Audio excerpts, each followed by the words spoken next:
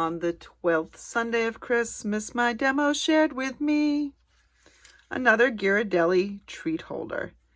What's great about this little treat holder is it doesn't use any adhesive to stay together. The only adhesive I have used was to attach the star and the sentiment. That's it.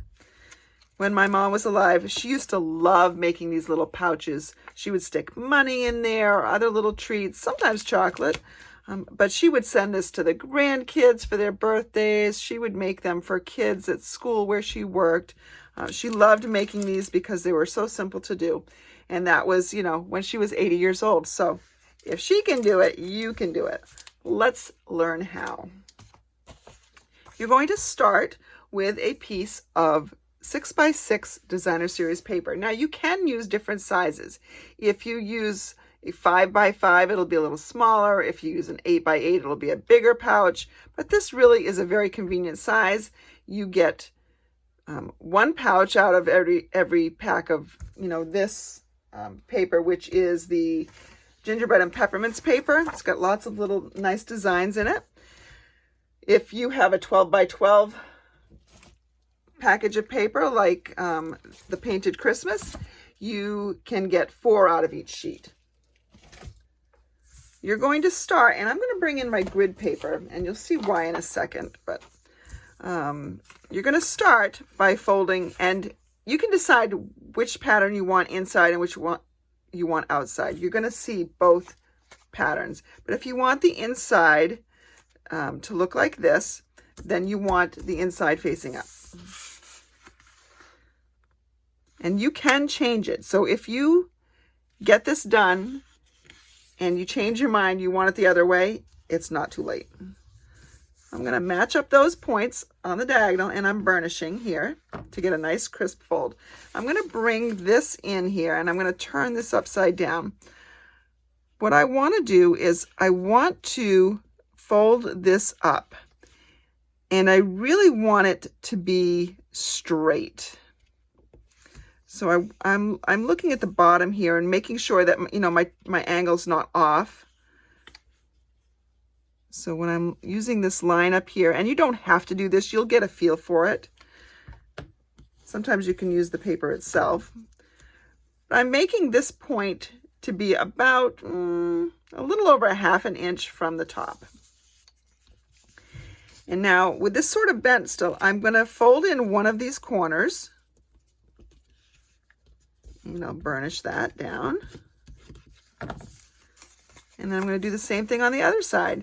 So this fold right here is helping to guide where I make this fold, because I want this edge right up against there.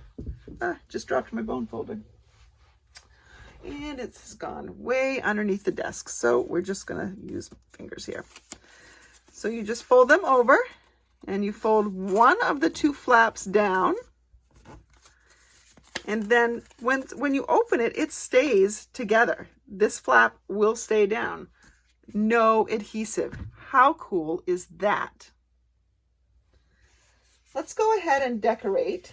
So part of the package of gingerbread and peppermint designer series paper has some designs on the back.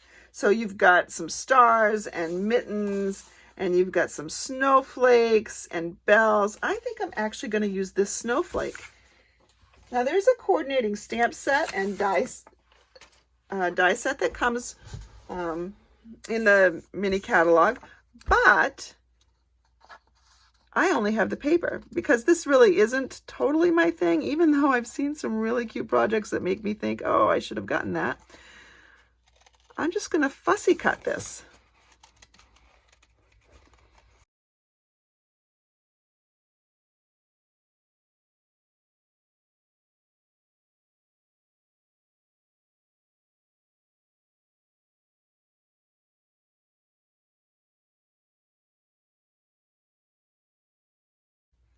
Okay, so I left a little white border around there.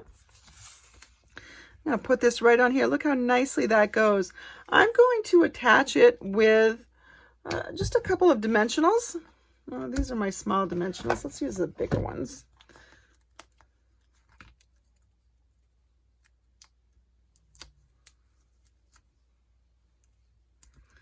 there in the center here because I only want it to adhere to this flap. There we go.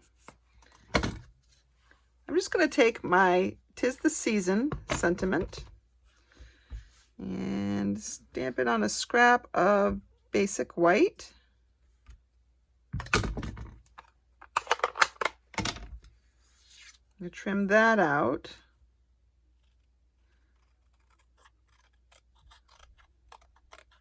Obviously, if you've got a little circle that you want for the center, or you don't even have to put any words there if you don't want to. It's certainly a lot faster and easier if you don't. If you don't want a fussy cut, something like that, stamp whatever greeting you want in the middle of a circle, punch it or die cut it out. There you go. Really does have lots of options to it.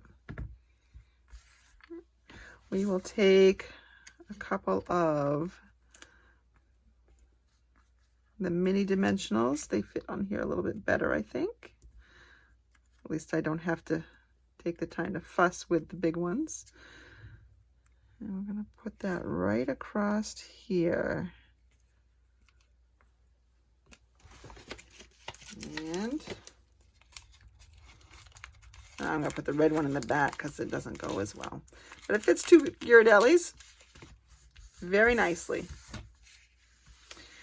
And that is the 12th Sunday of Christmas. I hope you've enjoyed this series. I know I've enjoyed it, and I'm already trying to think of new projects for next year. But until then, go ahead and get some treat holders and treat containers made because Christmas is coming. Merry Christmas, everyone.